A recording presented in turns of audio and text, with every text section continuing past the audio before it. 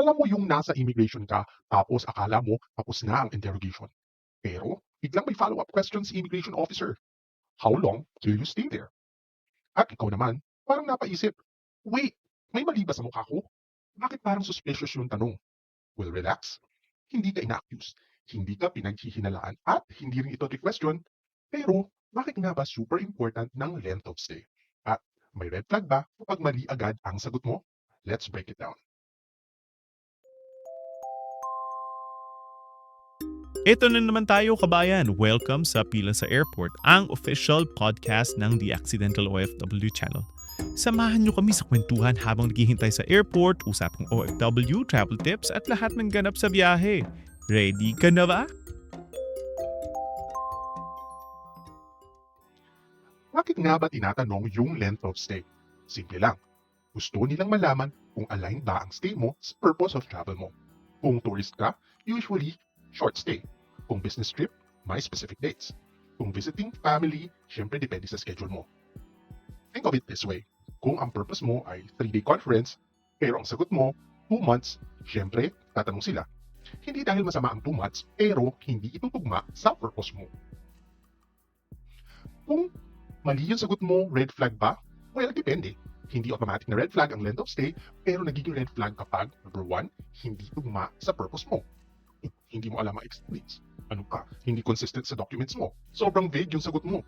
Sobrang haba ng stay mo para sa visa type mo at kung walang proof kung paano mo susuportahan ang sarili mo sa duration na yon. Example, tourist po ako.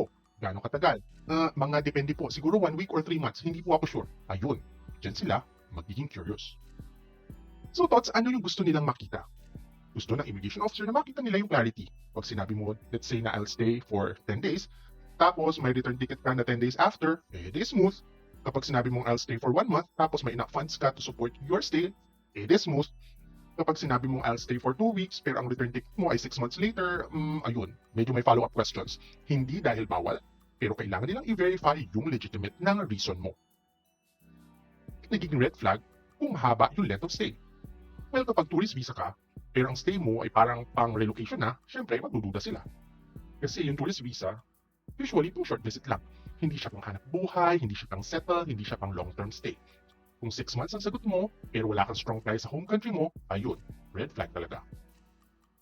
So ano yung mga common mistakes na nagdudulot ng red flag? Yung sasabihin mo una, hala na po kung kailan ako magstay. Hindi ito sabong, kailangan meron kang plano. Or sasabihin mo, depende po kasi sa mood ko o sa mood sa ng partner ko o sa mood ng sponsor ko. Hindi po ito staycation, tourism po ito. Yung hindi ko po alam, si friend na po yung bahala. Well, ikaw yung traveler, hindi si friend at yung situation mo yung i-consider ni immigration officer. 1 week po ako doon pero yung hotel booking mo, 2 days lang. 2 months po ako magstay doon pero ang pera mo pang 1 week lang. Well, in these cases, yung consistency is everything. Ganito lang yun kasimple kung paano ka properly to answer questions like this. Number 1, be specific. I'll stay for 12 days. Maging consistent ka. Dapat tugma doon sa return ticket, itinerary at documents yung isasagot mo kay immigration officer. Maging confident ka, hindi kailangan perfect English, kahit simple 10 days vacation po. At number 4, maging realistic ka. Huwag ka magbigay ng sagot na hindi mo kayang isupport sa documents mo. So, kapag tinanong ka ng immigration officer ng how long will you stay, huwag kang kabahan. Hindi ito interrogation, hindi ito pong stress test, at hindi ito sign na may mali sa'yo. Gusto lang nila na makita kung may plano ka, may babalikan ka, at tugma yung stay mo sa purpose mo.